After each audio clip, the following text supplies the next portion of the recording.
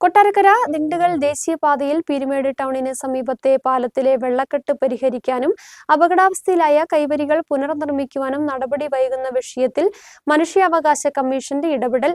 പീരുമേട്ടിലെ മനുഷ്യാവകാശ പ്രവർത്തകനായ doctor Guinness Madaswamy നൽകിയ പരാതിയിൽ അടുത്ത ദിവസം പീരുമേട്ടിൽ വെച്ച് നടക്കുന്ന കമ്മീഷൻ സിറ്റിംഗിൽ ഈ വിഷയം പ്രധാന പരിഗണനയിൽ എടുക്കുമെന്ന് ഡോക്ടർ ഗിന്നസ് മാടസ്വാമി പറഞ്ഞു. ദേശീയപാത 183 പീരുമേട് ടൗണിന് സമീപത്തെ പാലത്തിന്റെ കൈവരികളാണ് തകർച്ചയുടെ വക്കിൽ എത്തിയിരിക്കുന്നത്. കാലപ്പഴക്കത്താൽ കൈവരികൾ സിമന്റ് ഉൾപ്പെടെ അടർന്നുപോയി ഏത് നിമിഷവും തകരുന്ന സാഹചര്യത്തിലാണ്. താരതമ്യേന വീതി കുറഞ്ഞ പാലമായതിനാൽ വാഹനങ്ങൾ കടന്നു പോകുമ്പോൾ കാൽനടയാത്രക്കാർക്ക് സൈഡിലേക്ക് വിശ്വസിച്ച് കയറി നിൽക്കാൻ കഴിയാത്ത അവസ്ഥയുമാണ്. കൈവരിയിൽ പിടിച്ചാൽ ഇത് ഒടിഞ്ഞു വീഴും. മഴ ശക്തമാകുമ്പോൾ പാലത്തിൽ വെള്ളക്കെട്ടും രൂക്ഷമാണ്. ഇതുവഴി കടന്നു പോകുന്ന കാൽനടയാത്രക്കാരെയും ഇരുചക്ര വാഹന യാത്രക്കാരെയും പ്രതിസന്ധിയിലാക്കുന്നുണ്ട്. ദേശീയപാതയായതിനാൽ നിരവധി വാഹനങ്ങളാണ് രാത്രിയിലും പകലുമായി ഇതുവഴി കടന്നു പോകുന്നത്. നിലവിൽ കൈവരിയുടെ സിമന്റ് ഇളകി വാർക്ക് കമ്പി തെളിഞ്ഞു നിൽക്കുകയാണ്.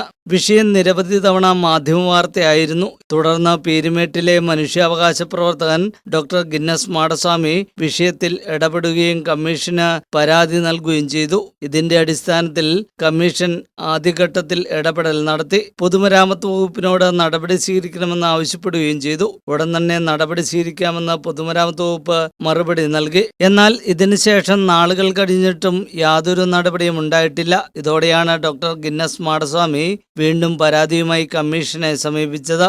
ഇതിന്റെ അടിസ്ഥാനത്തിൽ അടുത്ത ദിവസം പീരുമേട്ടിൽ നടക്കുന്ന കമ്മീഷന്റെ സിറ്റിംഗിൽ വിഷയം ഗൗരവമായി പരിഗണിക്കുമെന്നും മാടസ്വാമി പറഞ്ഞു.